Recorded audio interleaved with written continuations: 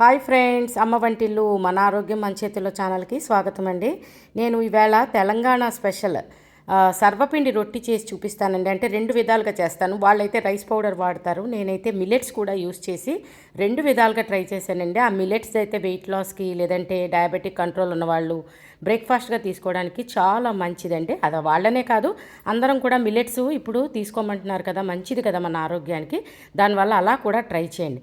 దానికి ఏంటంటే కావాల్సినవి మిల్లెట్స్ అండి. మిల్లెట్స్ ఏంటంటే నేను కలిపినవి రాగులు, సజ్జలు, సాములు, అలాగే కొద్దిగా ఫ్లేక్ సీడ్స్, ఆ 4 వేసి మిక్సీ పట్టానండి పౌడర్ కింద. అలాగే కొద్దిగా ఆనియన్ చూపించాను కదా, అలా సన్నగా తరుక్కోవాలి. అలాగే క్యారెట్ కూడా సన్నగా తురుముకోవాలండి. అవి తురుముకున్నవి ఇందులో వేసి కలుపుతాను చూడండి. అలాగే కొద్దిగా మనం శనగ పలుకులు కొద్దిగా బరగ్గా ఆడుకుని ఇందులో వేసుకుంటే ఆరోగ్యానికి చాలా మంచిది కదా. వేయించుకోవాలి శనగ పలుకుల్ని.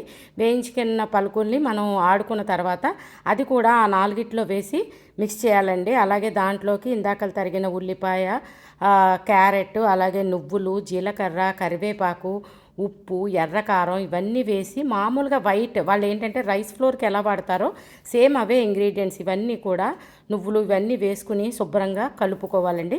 పిండి మనం గోధుమ పిండి కలుపుకుంటాం కదండి, అలా కలుపుకోవాలి. చూడండి, నేను వేసే ఇంగ్రీడియంట్స్ అన్నీ ఆ మిల్లెట్స్లో వేసుకుని కలుపుకోవాలి.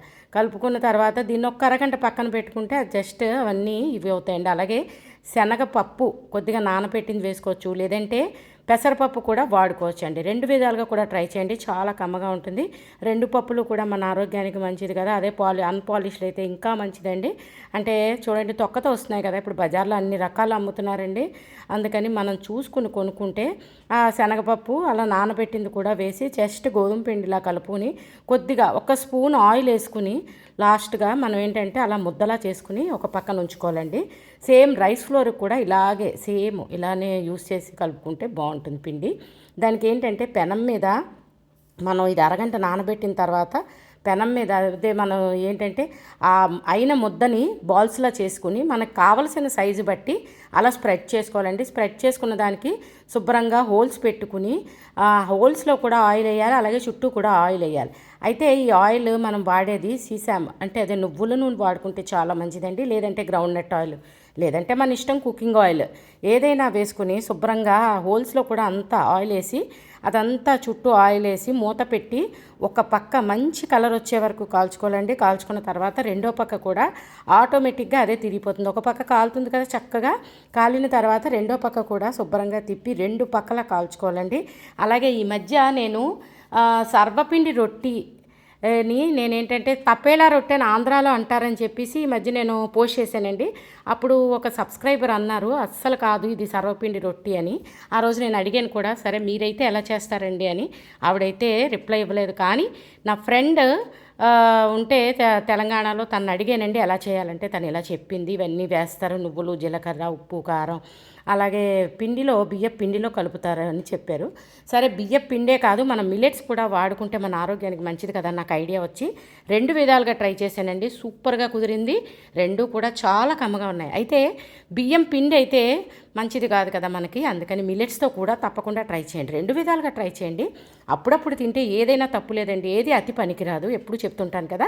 అందుకని రెండు విధాలుగా కూడా మీరు ఈ సర్వపిండిని ట్రై చేయండి. సర్వపిండి రొట్టి, ఈ రొట్టి సేమ్ బియ్యపిండి కూడా మనం సేమ్ ఇంగ్రీడియంట్స్ వాడాం కదా, చెప్పాను కదండి. పెసరపప్పు కూడా నానబెట్టి వాడుకుంటే చాలా కమ్మగా ఉంటుంది ఈ రొట్టి. దీనికి కూడా అంతేనండి, సేమ్ ఆ పిండి అలా కలుపుకున్న తర్వాత మనం పెనం మీద వేసి అలాగ కన్నాలు పెట్టి ఆ కన్నాల్లో కూడా ఆయిల్ వేసి రెండు పక్కల మంచి కలర్ వచ్చే వరకు కాల్చుకుని తీసుకుంటే చాలా బాగుంటాయి. అయితే దీనికి చట్నీ కూడా అవసరం లేదండి, నేను టేస్ట్ చేశాను. సేమ్ అలాగే తింటే చాలా బాగుంటుంది. అయితే ఫ్రై చేసేటప్పుడు చాలా పల్చగా ఒత్తుకుంటే కనుక కరకరలాడుతూ వస్తుందండి. మీరు కూడా ఈ రెండు ఇలా ట్రై చేసి మీకు ఎలా వచ్చినాయో కామెంట్ పెట్టండి. అలాగే ఛానల్ సబ్స్క్రైబ్ చేసుకోకపోతే సబ్స్క్రైబ్ చేసుకోండి. ఒకవేళ చేసుకున్నట్టయితే కనుక మీ ఫ్రెండ్స్తో రిలేటివ్స్తో తప్పకుండా షేర్ చేయండి. కొత్తగా చూస్తున్న వాళ్ళు నా ఛానల్ పేరు అమ్మ వంటిల్లు మన ఆరోగ్యం మన చేతుల్లో అన్న ఛానల్ అండి. తప్పకుండా సబ్స్క్రైబ్ చేసుకోండి. మరిన్ని ఆరోగ్యకరమైన వంటలు నేను చేసిన మీకు చేరాలంటే నా ఛానల్ సబ్స్క్రైబ్ చేసుకోవాలి కదా friends. Please subscribe to my channel. Thanks for watching. చూడండి, మందం అలా ఉండాలండి, అంత పల్చగా ఉండాలి. ప్లస్ అదేంటంటే కొద్దిగా ఆయిల్ పడుతుంది. అయితే ఈ అట్టు కాలిన తర్వాత మనం ఏం చేయాలంటే అలాగ అట్లకాడ కనుక కింద పెడితే కనుక చెమట పట్టకుండా ఉంటుందండి, మెత్తబడకుండా ఉంటుంది, చాలా బాగా కాలుతుంది. అలాగే సేమ్ ఇది ఇందాకలది మిల్లెట్స్తో చేసింది స్ప్రెడ్ చేసాం కదా, ఇది రైస్ పౌడర్తోదండి. 2 విధాలుగా కూడా మనం సేమ్ ప్రాసెసేనండి చేసుకుని తీసుకుంటే చాలా బాగుంటుంది. దీనికి చట్నీ కూడా అక్కర్లేదండి. నేను ట్రై చేసి చూశాను. అంటే మనకు నచ్చితే ఏ చట్నీ అయినా నంచుకుంటే బాగుంటుంది. ఎందుకంటే ఇందులోనే ఎర్రకారం అది వాడేసాం కదా, ఉప్పుగా కారంగా అన్ని టేస్ట్లు దొరికినాయి. లేదు కదా ఆవకాయ పిండితో ఇంకా బాగా స్పైసీగా తినాలనుకునేవాళ్ళు కొంచెం స్పైసీ తగ్గిస్తేనే మంచిది, మన ఆరోగ్యానికి కూడా మంచిది కదండి. 2 విధాలుగా మీరు ట్రై చేయండి. అంటే మీకే తెలుస్తుందండి. ఖచ్చితంగా బియ్యం పిండితో అయితే దాని టేస్ట్ దాందే. అలాగే మిల్లెట్స్తో కూడా మంచి టేస్ట్ వచ్చిందండి.